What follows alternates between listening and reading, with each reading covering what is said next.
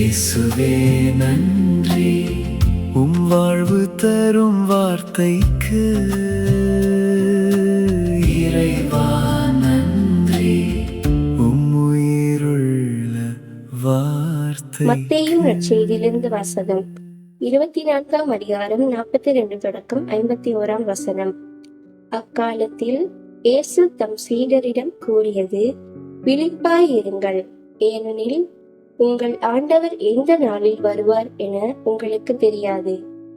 இரவில் எந்த காவல் வேளையில் திருடன் வருவான் என்று வீட்டில் உரிமையாளருக்கு தெரிந்திருந்தால் அவர் விழித்திருந்து தம் வீட்டில் கன்னமிட விடமாட்டார் என்பதை அறிவீர்கள். எனவே நீங்களும் ஆயத்தமாயிருங்கள், ஏனெனில் நீங்கள் நினையாத நேரத்தில் மானிட மகன் வருவார்.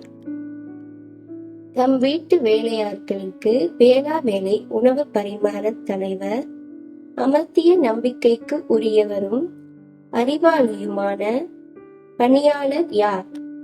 தலைவர் வந்து பார்க்கும்போது தம் பணியை செய்து கொண்டிருப்பவரே அப்பணியாளர். அவர் பேறு பெற்றவர். அவரை தம் உடைமைகளுக்கெல்லாம் அதிகாரியாக அவர் அமர்த்துவார் என உறுதியாக உங்களுக்கு சொல்கிறேன்.